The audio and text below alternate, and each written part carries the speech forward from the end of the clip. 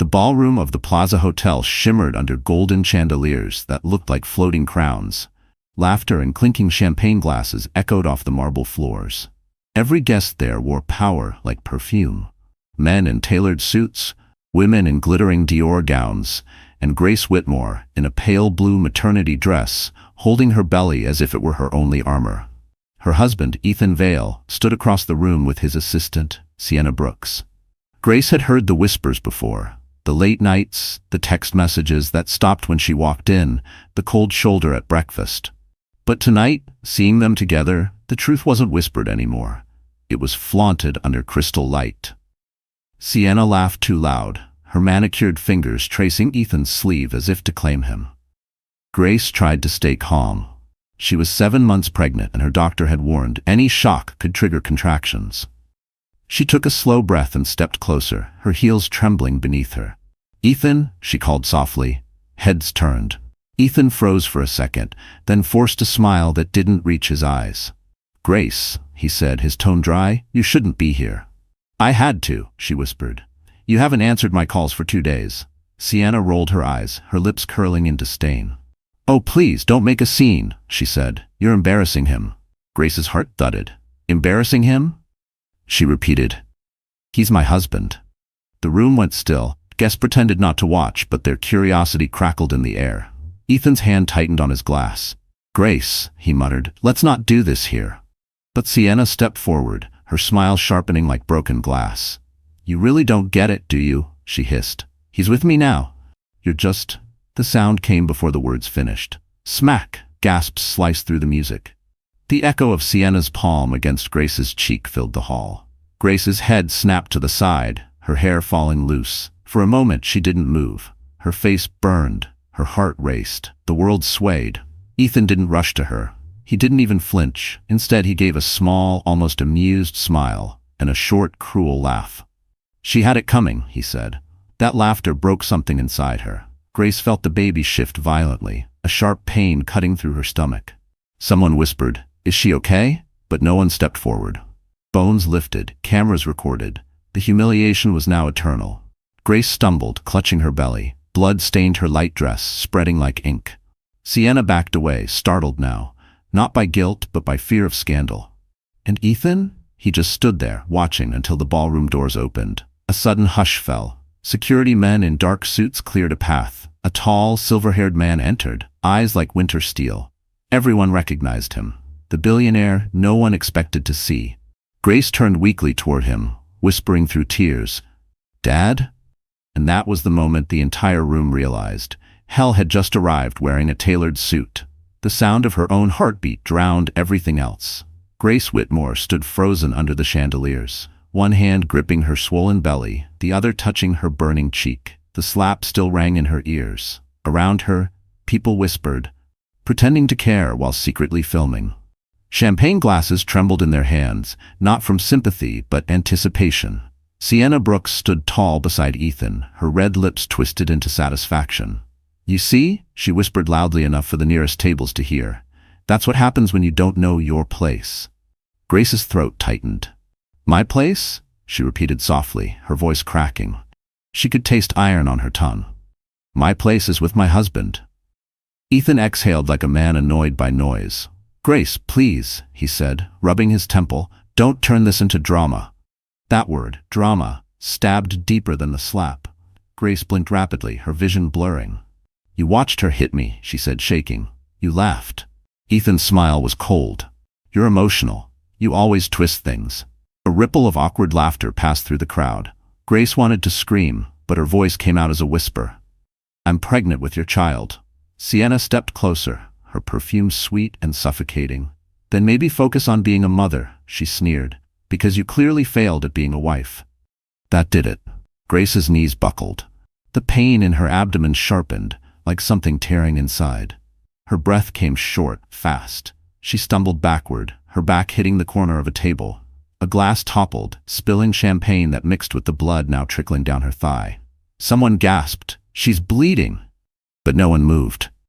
Fear of involvement, fear of scandal, kept every manicured hand glued to crystal stemware. Grace's mind blurred. The light above her fractured into dozens of halos. She could still hear Ethan saying something, his voice distant, detached. "You're fine. Stop exaggerating." Her world tilted. She could feel the baby shift violently, a desperate movement inside her.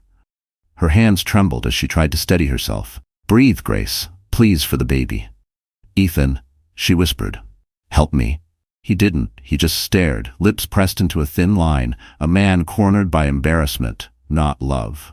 The pain spread, waves crashing from her stomach to her back. Grace's breathing turned into sobs. The sound made a few guests finally step forward, but too late. Her body gave way. She collapsed onto the polished marble floor, the sound of her fall echoing louder than the slap that started it all. "Call an ambulance," someone shouted. Sienna panicked, hiding behind Ethan. "She's faking it," she cried. "She just wants attention." But Grace's body was trembling uncontrollably now. Her eyes rolled slightly, catching flashes of gold ceiling, blurred faces, glittering jewelry. Everything looked unreal, like a cruel dream she couldn't wake from. Then, warmth, hands on her shoulders, a woman's voice close to her ear. "Grace, it's okay. Don't move. I'm here." It was Lydia Monroe, her old nurse, the only person who had stayed in touch after the miscarriage 2 years ago. Lydia knelt beside her, pulling off her shawl to press against the blood spreading on Grace's dress. "Stay with me," Lydia whispered. "Breathe slow. Help is coming." Grace blinked through tears. "Ethan," he laughed. "I know, sweetheart. I saw everything." Lydia's tone hardened. "And he's going to pay for it." Grace's vision dimmed. She could barely hear the murmurs around her, the confusion, the guilt, the click of phone cameras stopping. For the first time, silence filled the ballroom. Then, over the silence, came heavy footsteps, slow, certain, powerful. The kind that made people step aside without knowing why. Lydia turned her head toward the sound. Her eyes widened. Grace felt a shadow fall across her body. Someone knelt beside her, their voice calm, firm, and trembling with controlled rage. "Who did this to you?" Grace opened her eyes. Through the blur, she saw him. Her father, Charles Whitmore, staring at Ethan Vale as if the air itself had turned to fire. And in that frozen moment, every person in the room realized this wasn't just a scandal anymore. This was judgment walking in human form. The golden ballroom had turned into chaos. Grace Whitmore was rushed out through a side door, Lydia gripping her hand as if holding her together by sheer will. The crowd parted like water around them, some pretending to be concerned, others whispering, their phones still recording. Ethan didn't follow. He stayed back, muttering excuses to reporters, desperate to salvage his image before the story spun out of control. Inside the marble restroom of the Plaza Hotel, Grace leaned against the counter, gasping. Her reflection in the mirror looked like a stranger, pale skin, swollen eyes, mascara streaked down her cheeks. A faint handprint burned across her face. She looked both fragile and furious, a woman on the edge of breaking. Lydia tore open the emergency medical kit from her bag. "Sit," she ordered. "You're losing too much blood." Grace obeyed, lowering herself onto the cool tile floor. The pain was still sharp, but the worst of the bleeding had slowed. Lydia dabbed at the wound gently, muttering, "It's not deep. The baby's heartbeat is okay. You need a hospital soon." Grace's voice trembled. "He laughed, Lydia. When she hit me, he laughed." Lydia's eyes darkened. "I know. The whole world will see it soon." Grace frowned, confused. Lydia pulled out her phone and showed the recording she had secretly taken. It captured everything: Sienna's slap, Ethan's smirk, Grace's collapse. "I sent a copy to a secure drive," Lydia said. "He can't delete it, no matter what he tries." Grace shook her head in disbelief. "Why would he do that?" "I gave up everything for him. My career, my independence, even my father's name." "Because you made him feel small," Lydia said softly. "Men like him can't stand women who shine brighter." Grace wiped her tears, breathing unevenly. She remembered how Ethan used to look at her, admiring her confidence, her kindness, her mind. Somewhere along the way, that admiration had turned to resentment. "I thought I was helping him build something real," she whispered. "Instead, I was just building his ego." Lydia's tone softened. "You need to tell your father everything now. He's here, Grace. He's furious, but he's here." Grace's heart tightened. "He doesn't even know I married Ethan for love. He warned me. I ignored him." "Then tell him the truth," Lydia said. "It's the only way to end this." For a long moment, Grace just stared at her reflection. The woman staring back didn't look like a victim anymore. There was exhaustion, yes, but also something else: resolve. She stood, slowly, gripping the sink for balance. "Help me fix my hair," she said. "If I'm going to face him and everyone else, I won't do it looking like a broken woman." Lydia smiled faintly and brushed Grace's tangled hair, tucking the loose strands behind her ears. "You're stronger than you think." When Grace stepped out of the restroom, the hallway was silent. Security guards lined the corridor, and through the open doors of the ballroom she saw her father, Charles Whitmore, speaking to hotel management. His expression was carved from ice. Ethan stood nearby, trying to explain himself, his face pale beneath the bright lights. Grace took a deep breath. Every step toward that room felt heavier, but also steadier. The fear that had paralyzed her moments ago was gone. Now there was only clarity, cold, unshakable. She walked past the guests, past the whispers, past Ethan's shocked stare. Her father turned toward her, relief flickering through his stern composure. "Grace," he said softly, reaching for her hand, but she stopped him. "Dad, don't, not yet." Her voice didn't shake. "There's something I need to say to him first." Ethan opened his mouth, but the words never came. Grace's eyes locked on his, calm but lethal. "You didn't just betray me," she said quietly. "You betrayed the family you never even deserved to be part of." The crowd watched in silence. Lydia stood in the doorway, recording again, not for revenge this time, but for proof. And when Grace lifted her chin, bruised yet unbroken, everyone knew. This wasn't the end of humiliation. This was the beginning of reckoning. Before the slap, before the blood, before the betrayal that shattered her heart, there had been love. Or what Grace Whitmore thought was love. 3 years earlier, she met Ethan Vale on a rainy Tuesday in downtown San Francisco. She was still working long shifts as a medical resident, exhausted and half-soaked from running through the storm. He offered her his umbrella and that trademark smile, warm, confident, a little reckless. "You look like you save lives," he joked. She laughed for the first time that day. He seemed different from the men in her father's world. Ethan wasn't born rich. He'd built his own small real estate firm, or so he said, and he spoke about ambition with fire in his eyes. Grace admired that. She had spent her life surrounded by billionaires who measured success in yachts and stock tickers. Ethan measured it in dreams. They started seeing each other constantly. Late-night dinners at small cafes, weekend hikes along the cliffs in Marin. He told her he loved her simplicity. She told him she loved his drive. Within months, they moved in together. Her father, Charles Whitmore, had been furious. "You don't know this man," he warned. "He's charming because he wants something." But Grace had grown up under security guards, reporters, and luxury she never asked for. Ethan made her feel normal. When she cooked pasta for him in their tiny apartment, he looked at her as if she were worth more than her family's fortune. "You're all I need," he whispered once, kissing her forehead. She believed him. They married in a small ceremony in Napa Valley, a vineyard sunset, white roses, just a handful of friends. Ethan promised her a life of partnership, not wealth. "We'll build everything together," he said, slipping a silver ring onto her finger instead of diamonds. It felt pure, real. Then, slowly, reality shifted. The first crack came when his company started struggling. Grace noticed his phone calls grew longer, his smile tighter. "Just investors," he'd say. But his nights grew later, and the warmth between them turned to distance. When Grace discovered she was pregnant, she thought it would bring them back together. She imagined Ethan holding her belly, whispering to the baby, planning names. But instead, he grew more distracted. He said things like, "A baby will slow everything down," or "You should rest, don't worry about finances." He took over her credit cards, just to manage things better, he claimed. She didn't protest. She trusted him. Then came the assistant, Sienna Brooks, young, brilliant, always by his side. Grace met her once at a company dinner. Sienna was polite but cold, the kind of woman who smiled while sizing you up. "Your husband's vision is impressive," she said, eyes glinting. Grace had smiled back, though something in her chest ached. Within weeks, Ethan's clothes smelled faintly of Sienna's perfume. He claimed it was from shared car rides to meetings. Grace wanted to believe him. She needed to believe him. But one night, when she opened his laptop, she found photos from a business trip to Miami. Sienna by the pool, Ethan's hand resting on her leg. That night, Grace cried quietly beside the crib she had ordered online, tracing her hand over the soft white wood. She told herself it was just a mistake, a phase, a midlife panic. She'd seen her parents survive worse. But deep down, she knew something was breaking.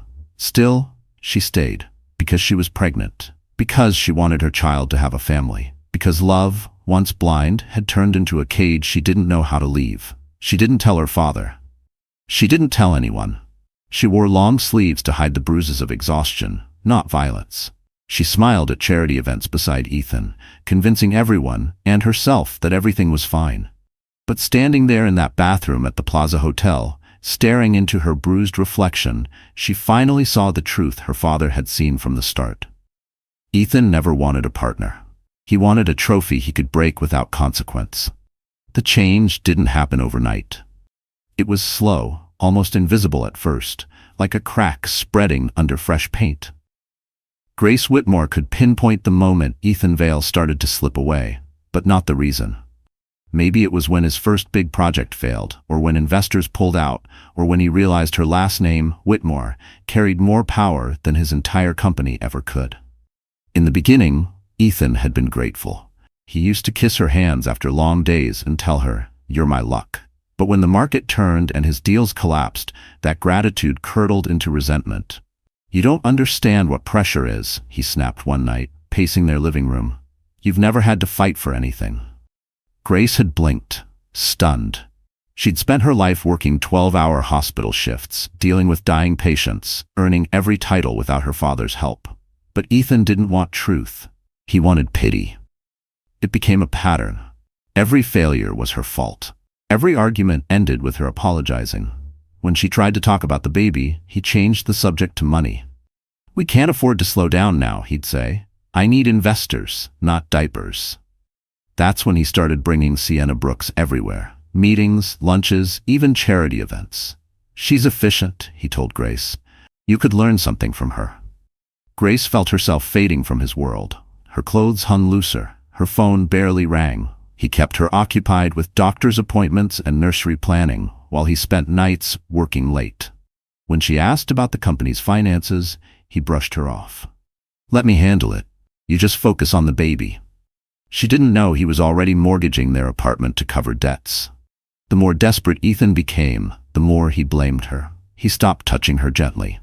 The kisses turned mechanical, the compliments rare. Once, when she told him she missed how things used to be, he muttered, "People grow up, Grace. Maybe you should too." It was a slap without the sound. Sienna's influence spread like perfume, subtle but suffocating. Grace overheard them whispering once on the phone. Sienna said, "She's holding you back. If you want the board to take you seriously, you can't keep dragging a housewife around." Ethan didn't argue. Grace wanted to hate Sienna, but she couldn't. Her anger had no place to go. She blamed herself. Maybe if she'd been less emotional, less tired, less pregnant, maybe he'd still look at her the same way. But one night, everything cracked open. Grace woke at 2 a.m. to find Ethan gone. His phone was on the counter, still glowing. She shouldn't have looked, but she did. Messages flashed across the screen. "Sienna, he's asleep next to her, right? Ethan, don't worry. Soon she'll be gone." Her chest tightened until she couldn't breathe. She dropped the phone, trembling. Gone. The word echoed in her head. Gone could mean divorce, or worse. The next morning, Ethan acted normal, humming as he made coffee. Grace tried to speak but couldn't. The fear sat heavy in her throat. He kissed her forehead on his way out and said, "Don't stress, it's bad for the baby." She realized then how cruel his calmness was. He didn't love her. He didn't even see her. She was a contract, a stepping stone toward the life he thought he deserved. That was when she stopped hoping. She didn't pack her bags or confront him. Instead, she started to prepare quietly. She reconnected with Lydia, the only person she trusted. She gathered documents, receipts, phone records, just in case. Grace no longer wanted to save her marriage. She wanted to survive it. And when Ethan invited her to that grand gala at the Plaza Hotel weeks later, pretending it was for public image, she knew something inside him had died completely. What she didn't know was that something inside her had awakened too, and it would be the thing that destroyed him. The morning of the gala began with sunlight streaming through the penthouse windows, soft and golden, falling across a breakfast table set for two. But only one plate was touched. Grace Whitmore sat there pushing scrambled eggs around with her fork, her stomach twisting. Ethan Vale stood near the mirror, straightening his tie. He looked flawless, charcoal suit, gold cufflinks, hair slicked back just so. From a distance, he could still pass for the man she'd once loved. Up close, he looked like a stranger rehearsing a role. "Ethan," she began quietly, "you forgot we have the doctor's appointment this morning." He didn't look up. "I rescheduled. The gala's tonight. Investors are flying in from London. I can't skip it." "You rescheduled without telling me?" she said. "I'm 7 months pregnant, Ethan. It's not just about you anymore." He turned, eyes cold. "Don't start, Grace. You've been moody for weeks. Maybe talk to your therapist about it." She blinked. "My therapist?" He smirked, pouring coffee into a porcelain cup. "You remember Dr. Klein? I called him. Told him you've been overwhelmed. He'll fit you in next week." Her hand tightened on the table. "You called my therapist behind my back?" "I'm trying to help you," he said, sipping the coffee. "You're emotional. You cry at everything. People are starting to notice. I can't have you causing scenes in public again." The word again stung. "I've never caused a scene, Ethan. You're the one who disappears for nights, who lies about where you are." He chuckled, a sound that no longer resembled humor. "You really want to do this now?" Grace rose, her breathing uneven. "Last night you said the gala was just business. Why is Sienna listed as your +1? He froze. Just for a second, his mask slipped. Then he laughed it off. "She organized the event, Grace. Don't be insecure." "I'm your wife," she said sharply. "If someone should stand beside you tonight, it's me." He set his cup down slowly. "Fine, come if you must, but don't embarrass me." The words sliced her open. "Embarrass you? I'm carrying your child, Ethan." He met her gaze, voice low and cruel. "Then act like it. Stop clinging to me every time you feel neglected." She swallowed the tears burning behind her eyes. For a moment she saw herself from the outside, a pregnant woman begging for crumbs of affection from a man who saw her as a nuisance. "Why are you doing this?" she whispered. He turned back to the mirror, adjusting his tie again. "Because I'm tired of pretending, Grace. You were supposed to make life easier, not harder. You're weak. You can't even handle pregnancy without turning it into a tragedy." Her breath hitched. "You think I'm weak?" He looked at her reflection. "Prove me wrong." Grace stepped closer, trembling. "One day, you're going to regret every word you've said to me." Ethan's eyes flicked to hers in the mirror. "The only thing I'll regret is not leaving sooner." Silence, heavy, final. She turned away, clutching her stomach as if holding the last piece of herself together. Her voice shook but didn't break. "If I come tonight, it won't be for you." He laughed softly. "Then why?" Grace looked over her shoulder. "Because I want to see what kind of man laughs when Karma walks into the room." Ethan frowned, confused. What's that supposed to mean? But she was already walking toward the bedroom, closing the door behind her. For the first time, she didn't cry. She just stared out the window at the gray Manhattan skyline, her reflection ghosted over the glass. She didn't know it yet, but that argument, their last as husband and wife, would echo through the ballroom that night like a curse come true. And by the end of that evening, Ethan Vale would learn exactly what it meant when Karma walked through the door. By the time evening arrived, the Plaza Hotel glittered like a palace. Chauffeurs lined up under the awning, their black cars gleaming beneath the Manhattan lights. The city buzzed with energy, but inside Grace Whitmore's chest was nothing but stillness, a silence made of fear and exhaustion. She stepped out of the car carefully, her pale silk gown clinging to her 7-month belly. Lydia Monroe, her old nurse, steadied her arm. "You don't have to go in," Lydia whispered. Grace's eyes fixed on the golden doors. "Yes, I do. He invited me for a reason. I need to know what it is." Inside, music floated through the grand ballroom, violins, laughter, champagne fizzing in crystal flutes. Ethan Vale was already there, radiant under the chandeliers, shaking hands with investors and smiling that smile she once fell for. Beside him, Sienna Brooks gleamed in a scarlet dress that looked painted on. She leaned in too close when he spoke, touching his arm like she owned it. Grace's breath caught. Her heart wanted to flee, but her pride anchored her feet. Lydia touched her shoulder gently. "I'll be nearby," she said, slipping into the crowd. As Grace made her way toward the bar, conversations stilled. Eyes turned. The whispers started again, about the pregnant wife, the rumors, the betrayal. Her cheeks flushed, but she forced herself to stand tall. They can look all they want, she thought. I'm not the one who should be ashamed. When Ethan finally noticed her, his smile faltered for half a second. Then, as if nothing had happened, he raised his glass. Grace, he said smoothly. You made it. Her voice was steady. You asked me to.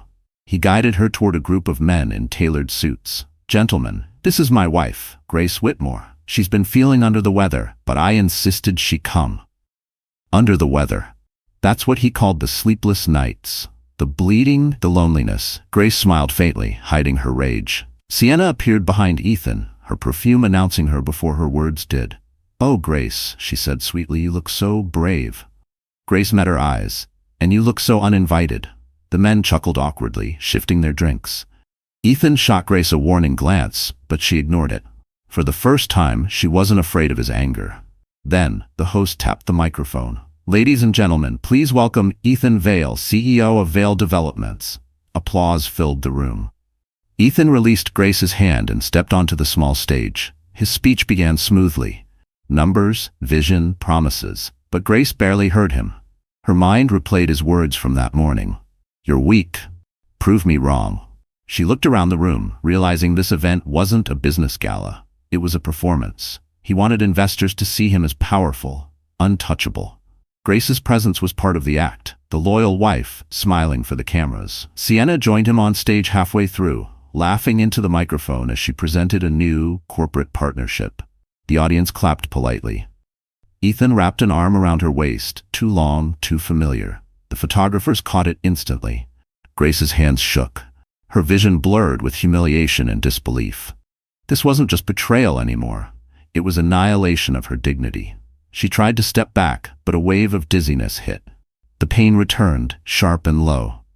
Lydia, watching from across the room, started moving toward her. Before she could reach her, Sienna descended the stage and approached, smirking. Don't look so shocked, she whispered. Men like Ethan need women who can actually keep up. Grace's eyes glistened. And what happens when he gets bored of you? Sienna laughed softly. Oh, honey, he already is. The words hit like glass. Grace staggered, one hand on her belly. A murmur rippled through the guests. Ethan, still on stage, looked down and frowned, not in concern but annoyance. Grace, he called out, his tone sharp. Stop making a scene. Her face went pale. The room spun. Lydia shouted her name, pushing through the crowd, and just as Grace's knees began to give way again, a deep commanding voice boomed from the doorway. Enough. The music stopped mid-note. Guests turned toward the entrance. A tall man in a black overcoat stood framed by the chandelier's light. Silver hair, eyes of steel. Grace's father. And in that suspended second, every secret, every lie, every cruel word Ethan had spoken began to tremble. Because judgment had finally arrived. The word enough cracked through the ballroom like thunder. Conversations died mid-sentence. The violinist stopped playing. Even the champagne bubbles seemed to pause in their glasses. Every head turned toward the grand entrance of the Plaza Hotel's ballroom. There stood Charles Whitmore, one of the most elusive billionaires in America, tall, silver-haired, and wrapped in a presence that made powerful men forget how to breathe. His tailored black overcoat gleamed faintly under the chandeliers, and behind him, 2 security agents from Whitmore Systems moved like shadows. Ethan Vale's face went pale. His hands clenched at his sides. Mr. Whitmore, he stammered, forcing a thin smile. I didn't expect. You didn't. Charles interrupted, his voice calm but sharp enough to cut glass. Because you thought you could humiliate my daughter without consequence. A stunned murmur spread across the crowd. His daughter? Cameras rose. Guests gasped. The whispers turned electric. Everyone had known Grace Whitmore as the quiet, gentle wife. No one had realized she was the heir to one of the largest tech fortunes in the country. Grace, still trembling, stood frozen a few feet away. Dad, she whispered, her voice cracking. Charles crossed the room in measured steps. His eyes didn't leave Ethan's face. Grace, he said softly, extending a hand. Come here. She hesitated, tears filling her eyes. For months, she had hidden her last name, her bloodline, thinking it made her love story purer. Now, seeing her father's face, furious yet full of worry, she realized the cost of her silence. When she reached him, Charles pulled her gently to his side, his hand protective over her shoulder. You're bleeding, he said under his breath. I'm fine, she lied. He turned to Lydia, who had rushed over. Call Dr. Patel, now, and have my car ready. Lydia nodded, dialing immediately. Ethan tried to regain his composure, stepping forward with a forced smile. Mr. Whitmore, sir, this is a misunderstanding. Grace has been, well, emotional lately. Pregnancy hormones, you know. Finish that sentence, Charles said, his tone like frost. I dare you. Ethan froze. Sienna Brooks stepped in quickly, clutching Ethan's arm. Mr. Whitmore, she said, voice trembling, this is all a big mistake. Grace attacked me. I just defended myself. Lydia spun around, holding up her phone. That's a lie. I recorded the whole thing. Every guest in this room saw you strike her. Gasps rippled again. A few guests lowered their cameras, uneasy now about the videos they'd been filming for gossip. Charles turned to the hotel manager, who stood near the stage, petrified. You will release all CCTV footage from tonight to my legal team within the hour. Yes, Mr. Whitmore, the man stammered. Ethan's calm shattered. You can't just barge in here and... I can, Charles cut him off, and I just did. He stepped closer, his voice dropping low enough that only Ethan could hear. You built your empire on deceit and arrogance. You thought my daughter was weak. You laughed when she bled, and you made the mistake of thinking no one would notice. Ethan's jaw tensed. She never told me who she really was. She lied. No, Charles said coldly. She protected you, and you used her kindness as a weapon. Grace clutched her father's sleeve. Dad, please, not here. I just want to leave. Charles softened slightly, brushing her hair from her face. You'll never have to see this man again. He nodded to his security team. Two men stepped forward. The room fell silent again as they positioned themselves beside Ethan. Sienna gasped. You can't do this? This is assault. Charles looked at her, unimpressed. Assault? He repeated. You should know, Miss Brooks. There's a police unit already on its way, and they'll be very interested in the video evidence. Ethan's confident mask crumbled completely. You'll ruin me, he hissed. Charles smiled faintly. No, Ethan, you ruined yourself. I'm just here to make sure it's public. He turned toward the crowd, his arms still around Grace. Ladies and gentlemen, I apologize for this interruption. The event is over. My daughter requires medical care. As he led Grace toward the exit, the crowd parted again.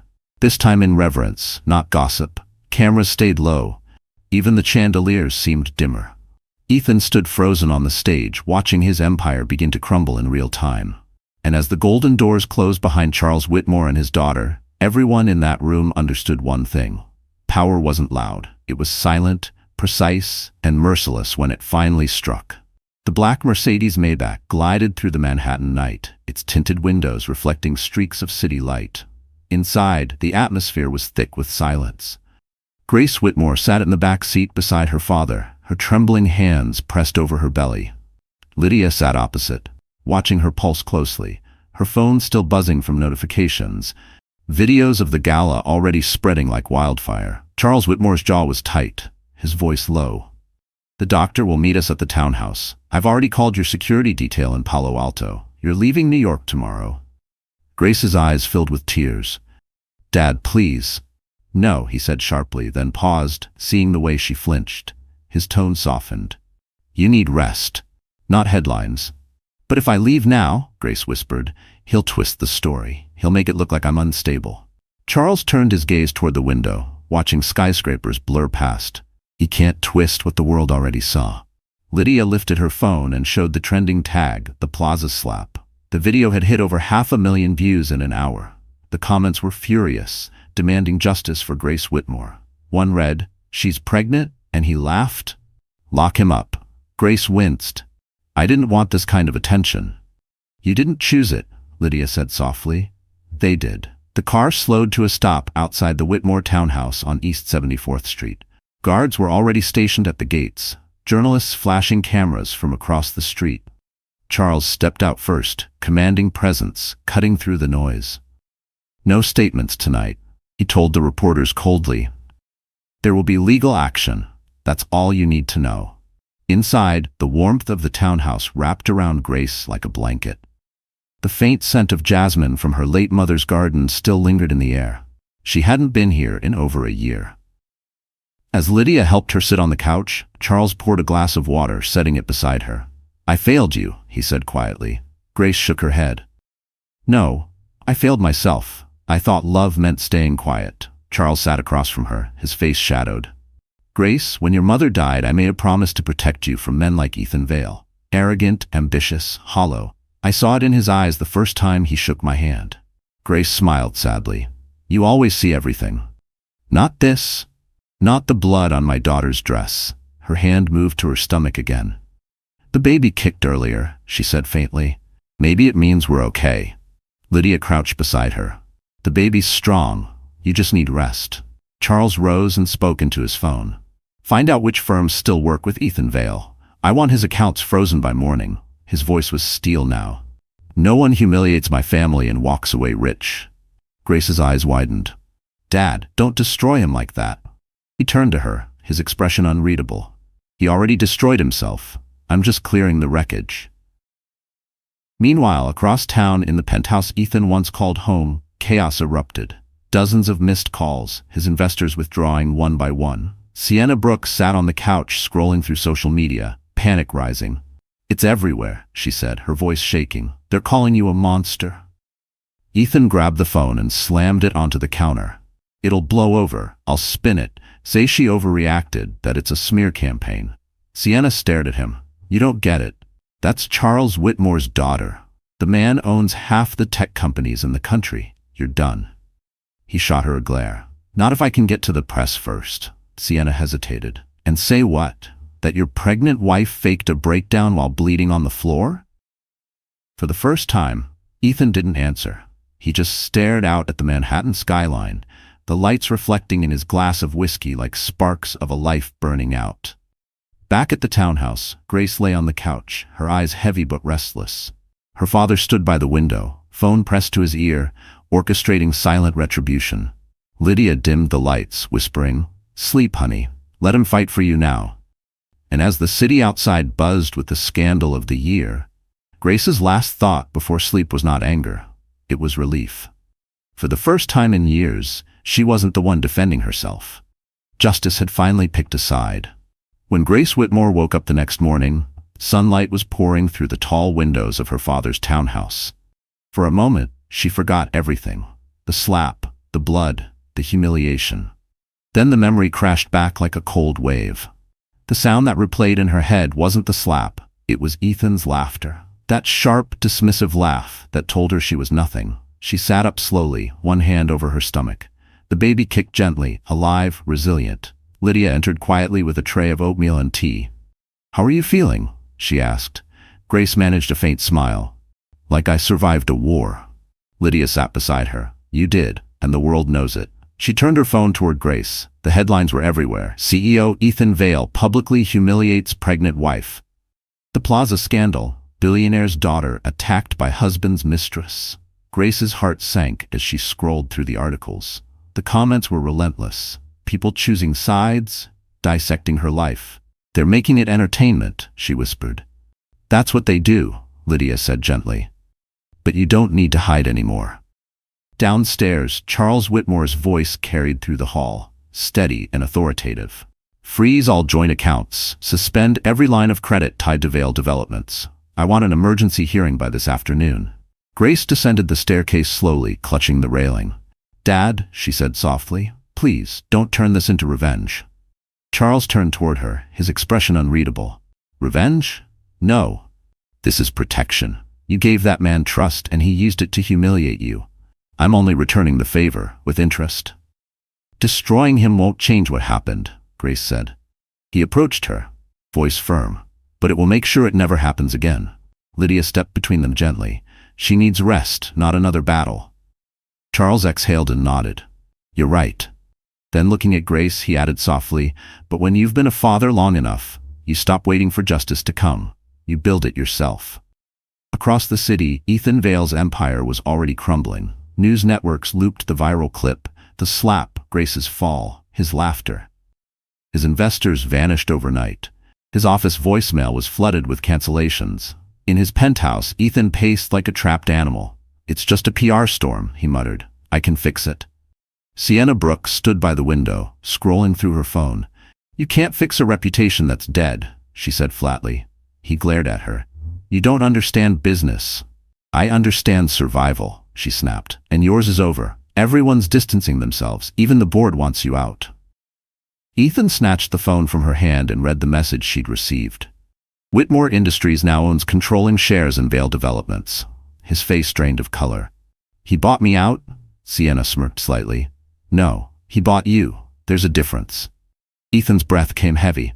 He can't do this. Oh, he can, Sienna said. And he already did. The media, the money, the narrative, it's all his now. Ethan hurled a glass at the wall, shards scattering across the marble floor.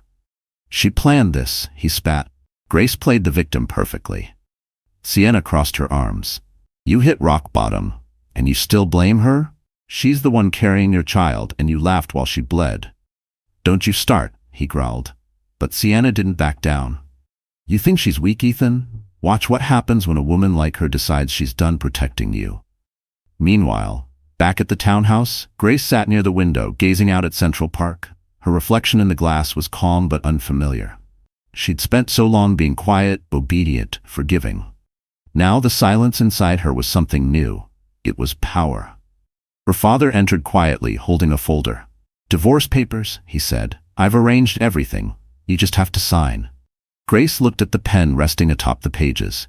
It was the same kind her father used to sign billion-dollar deals. Heavy, elegant, decisive. She took a deep breath and picked it up. Do you think he'll ever understand what he lost? Charles's gaze softened. No. Men like Ethan only understand what they can't replace. Grace signed her name. The sound of the pen against paper felt like a door closing forever. Lydia smiled faintly. How does it feel? Grace set the pen down. It feels like the laughter finally stopped. And outside, as the headlines kept spinning, Ethan Vale's empire crumbled one deal at a time, proof that karma doesn't rush. It waits, then strikes with precision. 2 days after the gala, Manhattan still hadn't stopped talking. Every news channel, podcast, and gossip page dissected the Plaza incident. Grace Whitmore's face was everywhere. Photos of her crying, of Ethan Vale standing frozen, of Sienna Brooks hiding behind her champagne glass. The internet had already chosen its villain. But what the world didn't yet know was that the story was about to get even darker. Grace sat in her father's home office, sunlight reflecting off the glass walls. Charles Whitmore was on a video call with a team of lawyers, his tone calm but razor-sharp. I don't want a settlement, he said. I want accountability, financial, legal, public. One of the lawyers, a gray-haired man in a navy suit, nodded.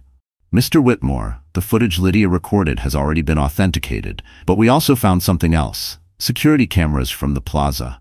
They caught Ethan and Miss Brooks moments before the altercation.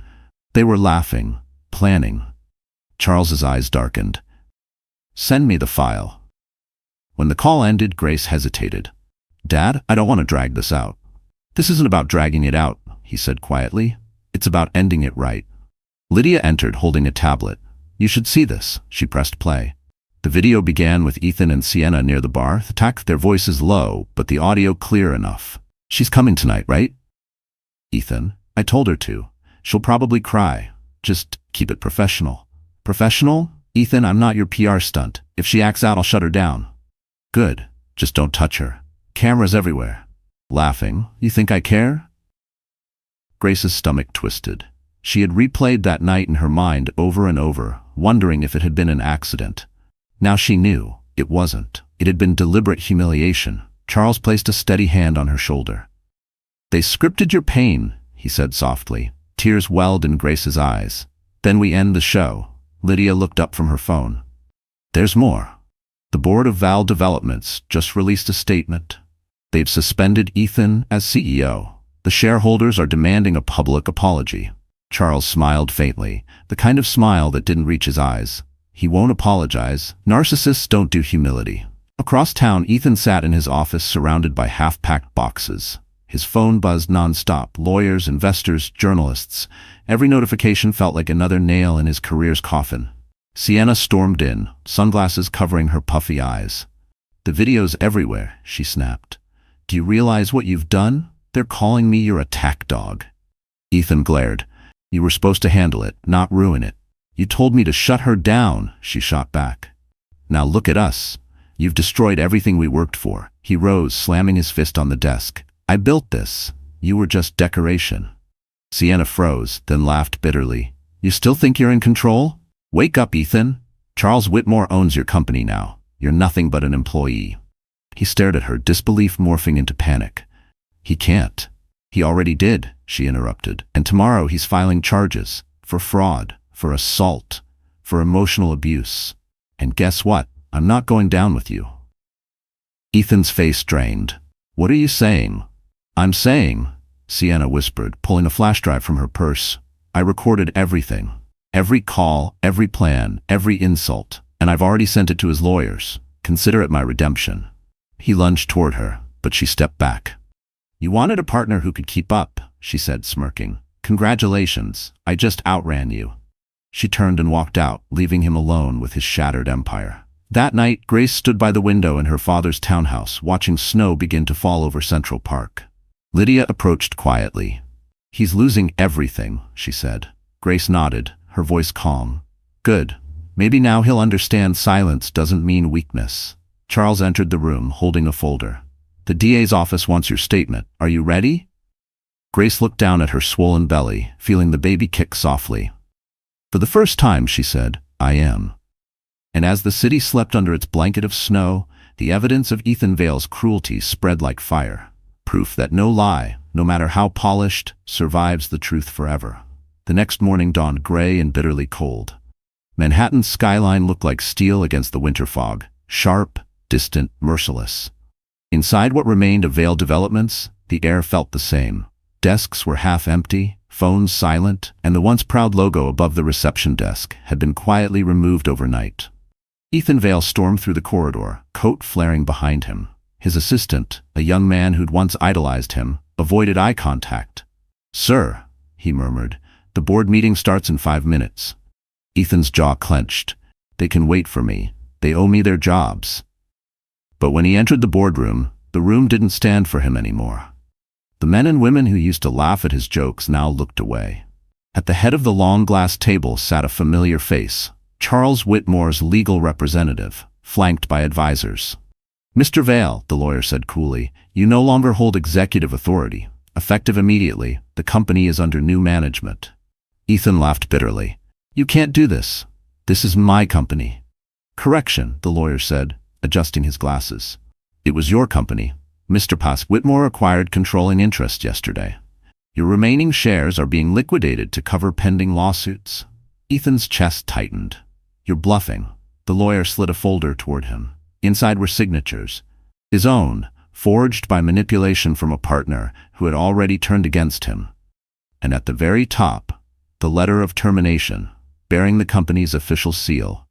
For a long moment, Ethan didn't speak. Then he laughed again, low and hollow. So this is it. The mighty Charles Whitmore swoops in and takes everything. Typical billionaire justice. Justice, the lawyer replied evenly, isn't theft, it's balance. Ethan slammed the folder shut and rose. You'll regret this. You'll all regret this. He stormed out of the boardroom, ignoring the looks of pity or disgust from his former allies. His phone buzzed nonstop, but he didn't answer. He already knew what the messages said. When he reached the street, paparazzi were waiting. Ethan, did you really laugh while your pregnant wife was bleeding? Is it true your mistress assaulted her? Are you declaring bankruptcy? Their flashes blinded him. He shoved past them, muttering curses. One reporter shouted, Grace Whitmore's father just announced a women's protection fund in her name. Any comment? That stopped him cold. Across town, Grace and Charles were at a press conference streamed live from the Whitmore Foundation headquarters. Grace, still pale but composed, stood beside her father as he announced a new initiative, the Whitmore Women's Justice Fund, dedicated to supporting victims of domestic and emotional abuse. The strength of one woman, Charles said to the cameras, has already changed this conversation. Now we make sure no woman ever suffers in silence again. Grace took the microphone, her voice steady. Silence is the abuser's favorite language. I was silent for too long. But when someone laughs at your pain, when they call your tears drama, that's not love. That's control. And it ends now. The applause was thunderous. Online, the clip spread faster than the scandal that birthed it. Hashtags shifted from outrage to admiration. Grace Whitmore strong and justice speaks. Ethan watched it on his phone from a nearby cafe, bitterness eating at him like acid. Sienna Brooks entered quietly, wearing sunglasses and a heavy coat. She didn't sit, she just placed an envelope on the table.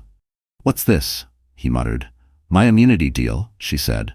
"The DA offered me leniency for cooperating. You should probably get a lawyer who isn't hiding from reporters." He scoffed. "You sold me out." "No," she replied, voice cold. "You sold yourself out the night you laughed." She walked away, leaving him alone with the envelope and his reflection in the cafe window. A broken man in a city that had already forgotten him. Hours later, as night fell, the TV in the corner played the news again. Ethan Vale officially charged with financial fraud and aggravated assault. Bail denied. The patrons barely glanced up. The fall of a golden man wasn't shocking anymore. It was just another headline. And somewhere across the city, Grace watched the same report, her hand resting on her belly, whispering, "It's over." But Lydia, sitting beside her, shook her head gently. "No, Grace," she said, "it's only just beginning, because now the world listens when you speak." And for the first time, Grace smiled, not out of revenge but out of peace. Her silence had turned into power, and her pain had become purpose. It was early spring when Grace Whitmore finally stepped outside without fear. The air in Manhattan carried a hint of warmth, the kind that made the city hum again after winter's silence. For months, she had lived quietly in her father's townhouse. Doctor visits, therapy sessions, court hearings, all while her story continued to echo through headlines and talk shows. But this morning was different. She wasn't a headline anymore. She was just Grace, walking down Fifth Avenue in a long beige coat, one hand on her rounded belly. She was 8 months pregnant now. Her steps were slow, careful, but her spirit felt lighter. At a nearby Starbucks, she met Lydia for their usual tea. "You're glowing," Lydia said with a smile as they sat by the window. Grace laughed softly. "That's the polite way of saying I look huge." "No," Lydia said gently. "That's the way of saying you survived." Grace looked outside at the stream of people moving past. "I didn't think I would," she admitted. "There were nights I wished I could disappear. The humiliation, the noise, the pity, it was too much. But somehow, I'm still here." Lydia reached across the table, squeezing her hand. "You're not just here, you're changing things. Do you know how many women have written to the foundation? Hundreds. You gave them a voice." Grace's eyes softened. "Maybe that's what I was meant to do all along." Across the city, Ethan Vale's trial was beginning. Cameras crowded the courthouse steps, reporters shouting questions about the once golden CEO turned public disgrace. Grace didn't watch the live coverage. She didn't need to. Justice was already in motion, and for the first time, she didn't crave revenge, only closure. That afternoon, she met her father in his office at Whitmore Systems. The floor-to-ceiling windows framed the skyline like a painting. Charles stood with his back to her, hands clasped behind him. "You've been quiet today," he said without turning around. Grace smiled faintly. "You always notice." "I have eyes everywhere," he replied, then finally faced her. "You know, your mother would have been proud of you. She had the same fire, gentle but unstoppable." Grace's throat tightened. "I wish she could see this." "She does," Charles said softly. "Every time you walk through a storm and keep your head high, she sees it." They shared a long silence. Grace finally asked, "Do you think people will ever stop seeing me as the woman who got slapped in public?" Charles stepped closer. "No," he said honestly. "But that's not a curse, it's a symbol. You turned humiliation into courage. That's something the world doesn't forget easily." Grace nodded slowly. "Then I'll live with it, maybe even use it." Later that week, Grace appeared at a conference for the Whitmore Women's Justice Fund. The ballroom was filled with journalists, activists, and survivors. She stood at the podium in a simple white dress, no designer label, no glamour, just grace, in every sense of the word. "Months ago," she began, her voice clear, "I was broken. I believed silence was strength. I thought if I endured long enough, love would return. But silence didn't save me. It buried me. Speaking out saved me. It saves us all." The room was silent, every word hanging heavy and true. "Forgiveness," she continued, "isn't weakness. It's choosing not to let pain define you. I don't hate the man who hurt me. I pity him, because he'll never know the peace that comes with truth." When she finished, the audience rose to its feet. The applause was thunderous, genuine, a sound not of sympathy but of respect. Backstage, Lydia hugged her tightly. "You did it," she whispered. Grace smiled through tears. "No," she said softly. "We did it." Outside, snowflakes began to fall again, soft and slow, the last remnants of winter bowing to spring. Grace looked up at the sky, one hand resting on her belly. "For you," she murmured to her unborn child. "For every woman who thought she had to stay quiet, we rise." And as the applause echoed behind her, Grace Whitmore didn't just walk out of her past, she walked into her rebirth, radiant, unbroken, and finally free. The courthouse on Center Street was a fortress of gray stone, cold and echoing with history. Cameras lined the entrance as reporters shouted over one another, flashes bursting like lightning. It was the most anticipated trial of the year, the state versus Ethan Vale. Inside, Grace Whitmore sat in the witness waiting room, her belly now heavy with the final month of pregnancy. Lydia sat beside her, holding her hand. "You don't have to do this today," Lydia whispered. "You've already won." Grace shook her head slowly. "Not until I tell the truth. Not just for me, for every woman who couldn't." When her name was called, the courtroom doors swung open. Every eye turned toward her. Ethan Vale, seated beside his lawyer, straightened in his chair. His once perfect hair was unkempt, his eyes rimmed with sleepless nights. He looked nothing like the confident CEO who had laughed at her pain. Grace took the stand. The air felt heavier than she expected. The prosecutor smiled gently. "Mrs. Whitmore, please tell the court what happened on the night of December 18th. Grace swallowed, her voice trembling only slightly. "We were at the Plaza Hotel for a fundraising gala. Ethan brought his assistant, Sienna Brooks. I was 7 months pregnant. When I approached them, she slapped me, in front of everyone." The courtroom was silent, except for the faint scratching of pens. "What did Mr. Vale do?" the prosecutor asked. Grace's eyes met Ethan's. He looked away. "He laughed," she said quietly. "He laughed while I bled." A murmur rippled through the audience. Ethan's lawyer jumped up. "Objection. Emotional speculation." The judge raised a hand. "Overruled. Continue, Mrs. Whitmore." Grace nodded. "I begged him for help, and he did nothing. I thought I was losing my baby. I remember thinking, this is how it ends. But then," she smiled faintly, her eyes glistening, "my father walked in, and for the first time, I wasn't alone." The prosecutor projected a video on the courtroom screen, Lydia's recording. Gasps filled the room as the sound echoed. The slap, the laughter, the silence that followed. Grace closed her eyes briefly. It wasn't pain she felt anymore. It was closure.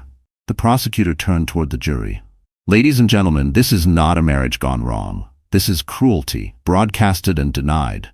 No woman should have to earn her husband's humanity." Ethan's lawyer tried to fight back. "My client is a victim of public persecution. He never intended harm." The prosecutor smirked. "Intent doesn't erase humiliation. Laughter doesn't wash away blood." When it was Ethan's turn to testify, his arrogance flickered like a dying flame. "It was a misunderstanding," he said, forcing a calm tone. "Grace overreacted. The media twisted everything." "Do you deny laughing while your wife, 7 months pregnant, was struck?" the prosecutor asked. He hesitated. "I didn't mean it that way." "Then what way did you mean it, Mr. Vale?" Ethan had no answer. His silence spoke louder than his lies ever could. Outside, the world watched. Millions streamed the trial live. Hashtags flooded social media again. "Justice for Grace," and "The laughter ends here." After hours of testimony, the jury returned. The four women stood, voice steady. "We, the jury, find the defendant, Ethan Vale, guilty on all charges, fraud, assault, and emotional abuse." The courtroom erupted. Grace covered her mouth as tears streamed down her face. Lydia hugged her tightly, whispering, "It's over, Grace. It's really over." Ethan's face collapsed into disbelief. He tried to stand, shouting, "You think this changes anything? I made you." But the judge's gavel slammed down. "Enough." Security moved in. As they cuffed him, the cameras zoomed in on his face. A man who had built his life on power, now stripped of every ounce of it. Grace stood, breathing deeply. "No, Ethan," she said softly. "You didn't make me. You broke me. And I built myself back."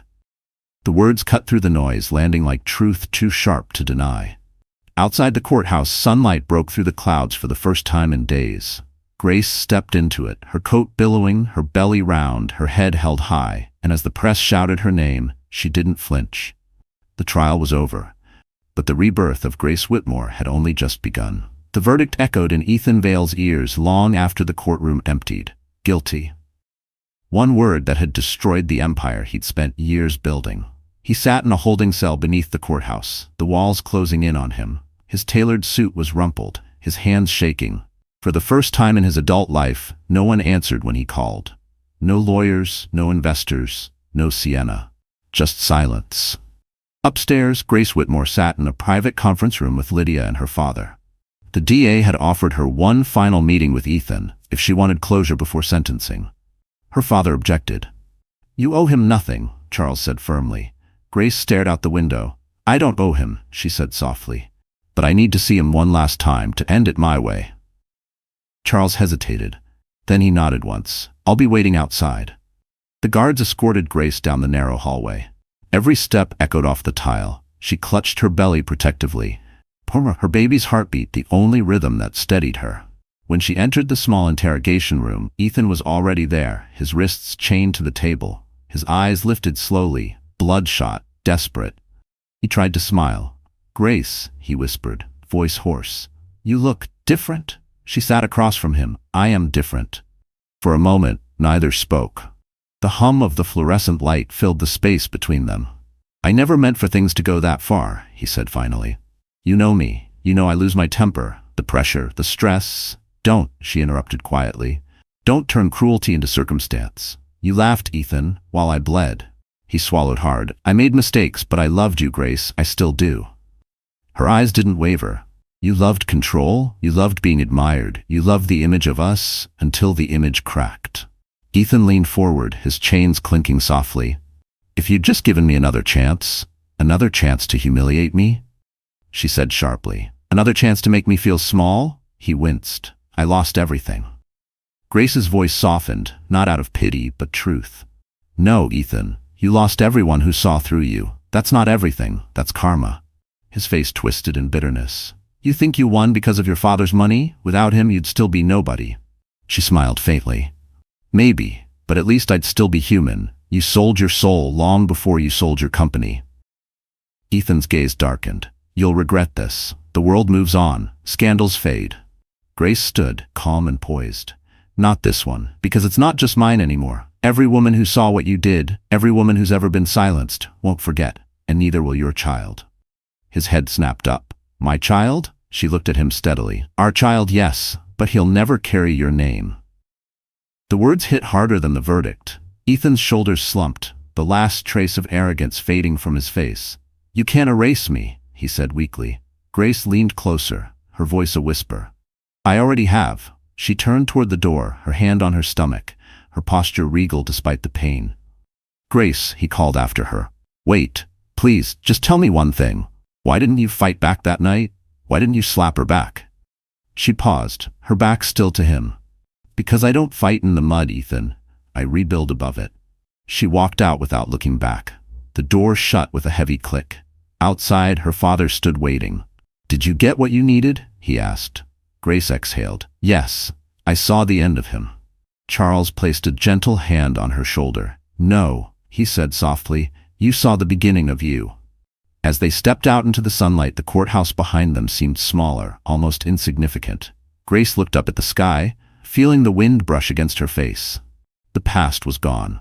The chains that once held her, fear, guilt, shame, were gone with it. And as the city moved on, Grace Whitmore walked forward, free, unafraid, and stronger than every man who ever thought her silence meant surrender. The night of the storm arrived without warning. Manhattan was soaked in cold rain, thunder rolling across the skyline. Inside Charles Whitmore's townhouse, the lights glowed warm against the darkness, but the air was tense. Grace Whitmore was in labor. Lydia rushed through the hallway shouting to the doctor, "She's contracting again." 3 minutes apart. Grace gripped the edge of the hospital bed they'd brought into her father's home, sweat glistening on her forehead. "It's too early," she gasped. "He's not supposed to come yet." Dr. Patel, calm and steady, adjusted the monitors. "He's ready, Grace. You've been through worse. Breathe." Charles stood frozen near the doorway, helpless for the first time in years. "Shouldn't she be in a hospital?" he barked. "She's safer here," Lydia said firmly. No reporters, no cameras, no chaos. Grace clutched her belly as another wave of pain hit. Her mind spun, flashes of the past year flickering like lightning. Ethan's laughter, the courtroom, her father's steady hand. Every moment of pain had led to this. And now, in the middle of a thunderstorm, she was about to bring new life into a world that had nearly broken her. She cried out, tears streaming, but this time it wasn't despair, it was power. Almost there, Dr. Patel said. One more push. Outside, thunder cracked, shaking the windows. And then, silence, followed by the softest cry. Lydia's voice trembled. It's a boy. Grace collapsed back against the pillow, sobbing and laughing at once. Dr. Patel placed the baby in her arms. Tiny, pink, alive. She traced her finger over his cheek, her heart swelling. Hi, she whispered. You made it. Charles stepped closer, his stoic face melting into awe. He's beautiful, he murmured. Grace smiled through tears. Meet your grandson, Dad. For a long moment the room was silent, except for the newborn's quiet breaths. Charles reached out a trembling hand, touching the baby's head. You'll never have to fight the battles your mother did, he said softly. Grace looked up at him. No, she said, her voice firm. He'll learn to fight for others instead. Hours passed. The rain eased, turning into a gentle drizzle against the windows.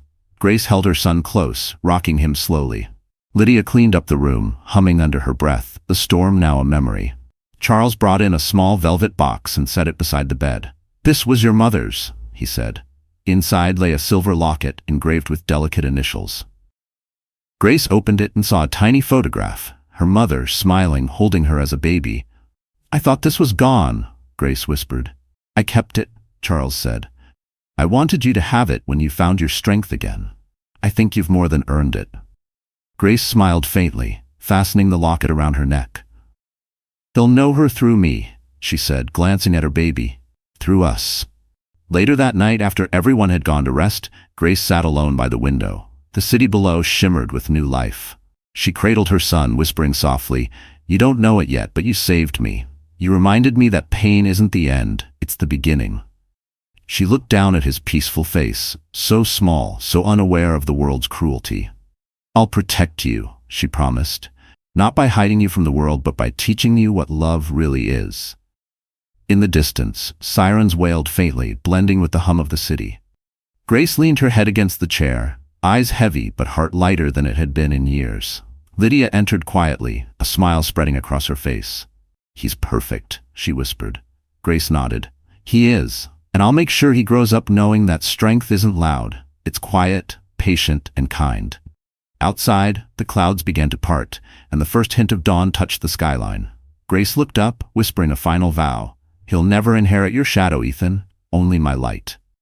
And as the sun rose over Manhattan, Grace Whitmore, the woman who once fell under the weight of cruelty, rose with it, reborn as a mother, a survivor, and a symbol of hope for every soul who had ever been told to stay silent. A month after her son's birth, spring had finally claimed Manhattan. The city thawed, blooming with color and noise again. Grace Whitmore walked slowly through Central Park, the stroller gliding before her. The sun was soft on her face, the world quieter than it had been in a long time. Her baby, Liam, slept peacefully, wrapped in a pale blue blanket. For the first time in years, Grace felt the simple joy of existing without fear. No flashing cameras, no cruel whispers, no Ethan Vale shadowing her peace. Yet beneath that calm, something still stirred. A lingering question, the ghost of a truth she hadn't dared to face. Lydia met her on a park bench, 2 coffees in hand. You look like you're finally breathing again, she said warmly. Grace smiled faintly. I am, but sometimes I wake up wondering if it's really over, if he's really gone. Lydia handed her a cup. He's gone, Grace. He's in a federal prison in upstate New York. The only thing he'll ever see of you now is your name in headlines about your foundation. Grace looked down at her son. Then maybe I can finally stop running. They sat in comfortable silence, the breeze carrying the laughter of children nearby. Then Lydia reached into her bag and pulled out an envelope. This came this morning, she said quietly. Grace frowned. From who? His lawyer. Her pulse quickened. She hesitated before taking it. Inside was a single sheet of paper, a handwritten letter in Ethan's familiar slanted script. Grace, by now, you've heard that my appeal failed. I'm not asking for forgiveness. I know I don't deserve it, but I think you should know the truth before you close this chapter forever.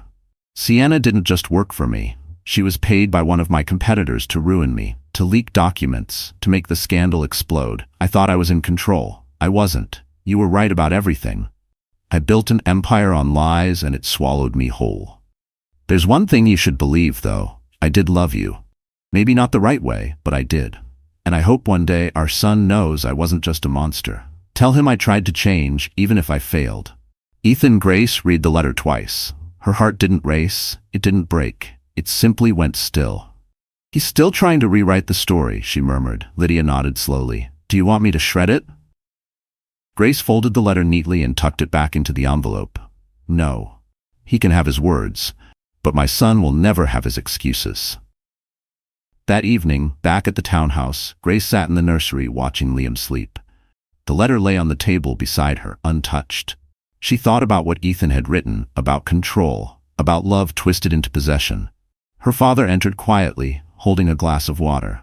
Lydia told me about the letter, he said. Grace nodded. He says he loved me. Charles sat beside her. Maybe he did, in his way. But broken men love like storms, loud, destructive, and temporary. Real love builds. It doesn't burn. Grace leaned her head against his shoulder. I used to wonder what I did wrong. He smiled gently. You believed. That's never wrong.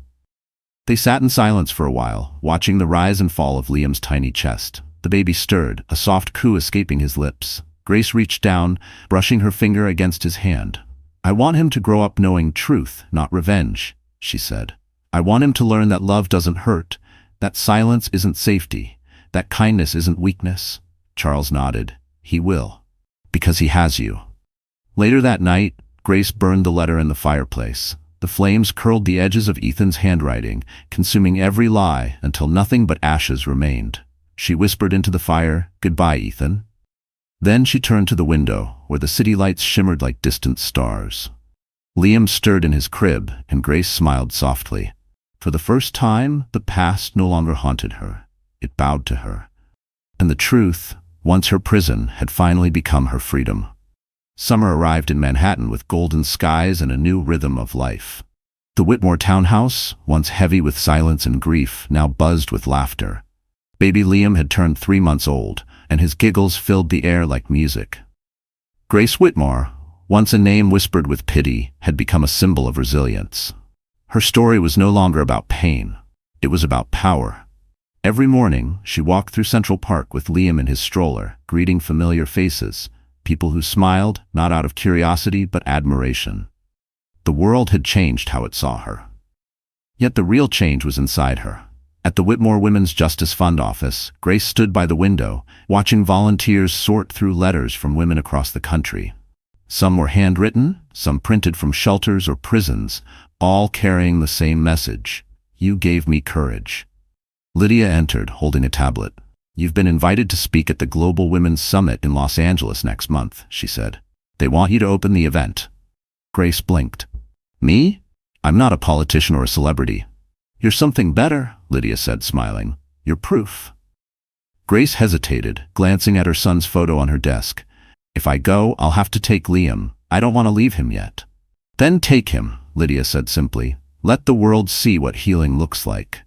That evening, Grace discussed it with her father over dinner. Charles Whitmore, usually stoic, was quietly proud. You've done more for this family's name than I ever did, he said. Grace laughed softly. You built an empire, Dad. And you built something greater, he said. A legacy of compassion. She smiled, tucking a strand of hair behind her ear. Mom would have liked that. Charles's expression softened. She would have been in the front row. Days passed quickly. Grace balanced motherhood and leadership with a calm she'd never known before. The headlines had moved on, the gossip vanished, but she remained a constant symbol in quiet corners of the internet. Articles titled How Grace Whitmore Turned Scandal into Strength and From Betrayal to Purpose, the woman who changed everything. Still, she never let the attention consume her. Fame wasn't the goal. Healing was. One evening, as she prepared for her upcoming trip, Lydia found her on the balcony, watching the Manhattan skyline. You ever think about him? Lydia asked softly. Grace didn't turn. Sometimes, she admitted. Not with anger anymore. Just acceptance. He's a part of the story that taught me who I really am. Lydia smiled. You sound like someone who's finally free. Grace looked out at the city lights, her voice steady. I am. When the day of her speech arrived, the auditorium in Los Angeles overflowed with thousands of people. The air buzzed with anticipation as Grace stepped on stage wearing a simple cream dress. She held no notes. Her only accessory was the silver locket around her neck. Her mother's. "Good morning," she began, her voice calm but commanding.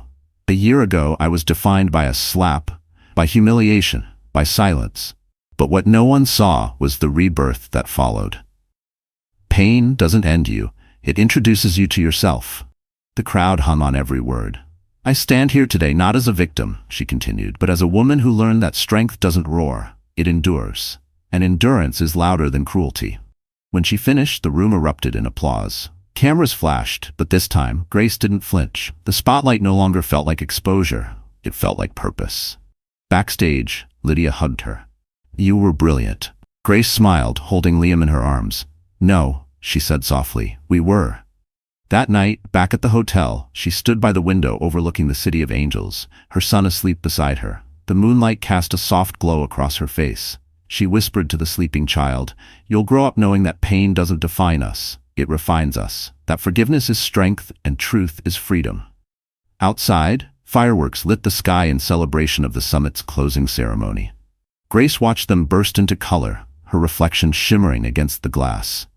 And in that quiet, glowing moment, Grace Whitmore knew. Her story was no longer about survival. It was about legacy. And this was only the beginning. The morning sun hit the marble lobby of the Whitmore Tower like liquid gold, but inside the tension was ice cold. Grace stepped out of the elevator, her heels clicking sharply against the polished floor. She wasn't here as someone's ex-wife anymore. She was the new CEO of Whitmore Enterprises, the company her father had just handed over to her. The media outside was a frenzy of flashing cameras, but she walked through them like a storm with perfect control. Lydia was beside her, holding a folder. "Are you sure about this?" she asked softly. Grace nodded. "It's time they see who I really am." In the conference room, the board members murmured among themselves. Men who had once ignored her now stared with unease. At the head of the table sat one man who didn't belong there, but had managed to slip in anyway. Ethan Vale, dressed in prison gray, escorted by 2 guards. He'd been granted permission to attend remotely via a screen, but somehow he'd convinced his lawyers to bring him in person. Grace's eyes met his, calm but unflinching. "Thank you for coming," she began, her voice steady. "Today, we're announcing the rebranding of Whitmore Enterprises. It's no longer just a legacy, it's a statement." The presentation began. On the screen, images flashed. Charitable projects, women-led startups, scholarships for single mothers. "This company," she said, "will no longer serve greed. It will serve good." A murmur rippled across the room. Ethan's smirk twisted. "Touching," he drawled. "But don't pretend this is about justice. You're doing this to erase me." Grace's lips curved into a small smile. "Ethan, I don't need to erase you. You did that yourself." The cameras caught everything. The guards shifted uncomfortably as Ethan's composure cracked. "You think you've won because you've got a new title? Because your daddy gave you another throne?" "No," Grace said quietly, "because I learned how to stand without one." The live feed broadcasted the moment across every business network. The comments exploded. "Grace Whitmore owns the room. Ethan Vale's downfall is poetic justice." Then the twist came. Lydia handed Grace another document, sealed, official. Grace opened it and read aloud. "This is an official partnership agreement between Whitmore Enterprises and the U.S. Department of Justice to establish the Vale Fund for Corporate Ethics." The board members gasped. Ethan's face turned pale. "You used my name?" he hissed. Grace met his eyes. "Yes, because you'll finally do something good, even if it's by accident." Security stepped forward as the meeting ended. Ethan stood, trembling with rage. "You'll regret this," he shouted. Grace's voice was soft but firm. "No, Ethan, I already did. Now I'm done." As the guards let him out, flashes exploded from reporters waiting outside the building. Grace walked behind them, her head high. Someone shouted, "Miss Whitmore, is it true your ex-husband tried to take credit for your projects?" She paused, turned slightly toward the cameras, and said, "He tried. But the truth doesn't need to shout, it just needs to outlast the lies." That night, as the news played on every major network, Grace sat on her penthouse balcony, Liam asleep in her arms. The city glowed beneath her, alive and relentless. Lydia joined her with a cup of tea. "You did it," Lydia said. "You took back everything." Grace looked down at her son, smiling softly. "Not everything, just what was mine to begin with."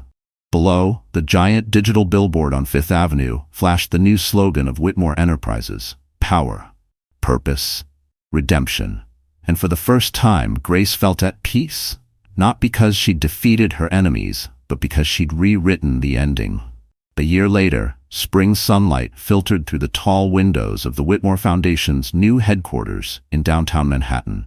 Grace Whitmore stood on the rooftop garden, holding a cup of chamomile tea, watching the skyline stretch across the horizon. Her life looked nothing like it had a year ago. No courtrooms, no scandals, no fear. Only peace, purpose, and the laughter of her 1-year-old son, Liam, echoing down the hallway. Inside, the foundation buzzed with life. Dozens of staff worked on programs for women's shelters, scholarships, and therapy initiatives. Grace had transformed her trauma into an engine of change. She'd built something lasting, something that reached beyond her own pain. Lydia walked up beside her, tablet in hand. "We just got word," she said. "The Women's Justice Fund has been nominated for a National Humanitarian Award." Grace turned, surprised. "You're kidding?" Lydia grinned. "Nope.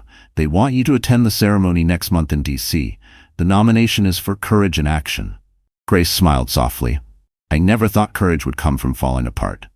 "That's exactly why it matters," Lydia said. "You didn't just survive, Grace. You rebuilt." They were interrupted by the sound of Liam's giggle. He toddled toward them, holding a stuffed giraffe. His curly hair bounced with every step. Grace scooped him up, kissing the top of his head. "You're getting too big for me to carry," she teased. Lydia smiled. "He's got your strength." "And his father's eyes," Grace said quietly, tracing the boy's cheek. Her voice didn't break anymore when she said it. There was no bitterness, no regret, only calm acceptance. Later that afternoon, Grace met her father for lunch at the River Cafe overlooking the Brooklyn Bridge. The sunlight danced on the water, and Charles Whitmore looked 10 years younger. Retirement suited him. He raised his glass. "To peace," he said. Grace smiled. "To beginnings." Charles leaned back, watching his daughter. "You know, I used to think success was about power. But watching you, I see it's about impact. You've done more good in 1 year than I did in 30. Grace chuckled. "You gave me the tools. I just learned how to use them differently." He nodded. "You turned a wound into a weapon of compassion. That's rare." Their meal was interrupted by the waiter handing Grace an envelope. "This was delivered for you, Miss Whitmore." Grace frowned. The envelope was unmarked, the handwriting unfamiliar.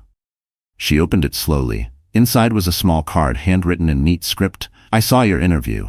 You spoke about truth, about rebuilding. I've been in prison therapy for 6 months now. For the first time, I understand what I did. I'm not asking for forgiveness. Just thank you for making me face myself." Grace's hand trembled for a second, then she set the card down beside her plate. Charles watched her carefully. "Do you want me to handle it?" "No," she said softly. "There's nothing to handle." He studied her expression. "You're sure?" She nodded. "For the first time, I don't feel anger, just closure." Outside, the wind carried the faint sound of church bells from across the river. Grace stared out at the skyline. So much beauty, so much pain, and realized they could coexist. That was life, imperfect but forward-moving. Later that evening, she and Lydia hosted a small gala celebrating the Foundation's anniversary. Grace took the stage, her son in her arms, her father smiling proudly in the crowd. "I once thought silence was strength," she told the audience. "But now I know, speaking truth is stronger. Pain taught me how to rise, and love taught me how to stay standing." Applause filled the room. Cameras flashed, yet Grace didn't feel like she was in the spotlight anymore. She was the light. After the event, she stood by the window, watching the city she had once feared now glowing beneath her. Lydia joined her quietly. "You've come full circle," she said. Grace nodded, smiling down at Liam asleep in her arms. "No," she whispered. "This isn't a circle, it's a spiral. I'm not where I started, I'm higher." And as the lights of Manhattan flickered below, Grace Whitmore finally understood. True victory isn't about revenge or redemption. It's about peace. And she had found hers. The day of the award ceremony dawned clear and radiant over Washington, D.C. The sky was the kind of endless blue that only spring could bring, a promise, a cleansing. Grace Whitmore stood in front of the mirror in her hotel suite, fastening the silver locket around her neck. The same one her father had given her the night Liam was born. Inside was the photograph of her mother holding her as a baby. Now, Grace would walk into history carrying both of them close to her heart. Lydia entered, holding a folder. Everything's ready. The Whitmore Women's Justice Fund has officially reached 10,000 beneficiaries. That's 10,000 women who've gotten legal help, therapy, or housing because of you. Grace turned, adjusting her earrings. Because of us, she corrected. Because we refused to stay silent. Lydia smiled. You're about to receive an award from the president, Grace? You sure you still want to sound humble? Grace laughed softly. Humility isn't weakness, it's remembering where the pain started. At the National Arts Hall that evening, chandeliers glittered like frozen stars. The room was filled with senators, activists, CEOs, and journalists. But when Grace stepped onto the red carpet, all conversation seemed to stop. She wasn't just another public figure anymore. She was a symbol. A woman who had been broken, humiliated, and laughed at, yet had risen into her power with grace that silenced nations. Charles Whitmore walked beside her, looking proud but quiet. He leaned down and whispered, "Your mother would have said, make them remember your strength, not your scars." Grace smiled faintly. Then I guess I'll do both. Inside, as the ceremony began, her story played on a massive screen. Clips from her speeches, footage of the courtroom, and moments from her foundation's work. The final image was of her holding baby Liam, sunlight streaming through the window behind her. The crowd rose to its feet before she even reached the stage. When the applause faded, Grace stood at the podium, taking a breath. "A year ago," she began, "I was known for a moment of humiliation, for a slap that was never just about pain, it was about power. But what I've learned since is this: power isn't what others give you. It's what you reclaim when no one believes in you." She paused, scanning the audience. "That night, I lost everything I thought defined me. My marriage, my dignity, my peace. But I found something greater. I found my voice. And with that voice, I found thousands of others who had been silenced just like me." Her tone softened. Forgiveness doesn't mean forgetting. It means moving forward without carrying the poison. "I don't hate the people who hurt me. They gave me the fire to build something bigger than myself." She looked toward the back of the room where Lydia stood, tears in her eyes. "To every woman watching tonight, remember this. You are not what happened to you. You are what you choose to become after." The hall erupted into thunderous applause. Cameras flashed. Some people cried openly. Later, as she left the stage, Charles met her with open arms. "You've done it," he said, his voice thick with pride. Grace smiled. "No, Dad. We did it. Mom, too." Outside the hall, night had fallen. The air was warm, filled with the faint hum of traffic and applause still echoing in the distance. Grace stepped into the courtyard where Lydia waited with Liam asleep in her arms. The baby stirred as Grace took him, holding him close under the moonlight. "Look at that," Lydia said softly, nodding toward the Capitol's lights in the distance.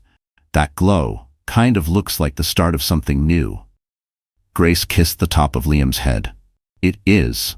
She gazed up at the stars, whispering, "He'll grow up in a world where truth doesn't scare people anymore, where kindness isn't seen as weakness. That's the world I'll build for him." Charles placed a hand on her shoulder, his voice quiet but firm. "And you will, Grace, because you already changed this one." The wind stirred, soft and warm, carrying away the last shadows of her past. And as the night closed over Washington, Grace Whitmore, once a symbol of heartbreak, became something timeless, proof that even from ruin, greatness can rise, and that sometimes the loudest victory is living free. So, that's how the story ends. You're still here, aren't you?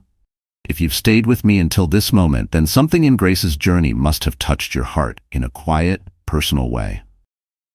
Maybe it reminded you of your own storms, of the times you were laughed at, betrayed, or left standing alone, but still found the strength to rise again. This story isn't just about revenge or success, it's about healing.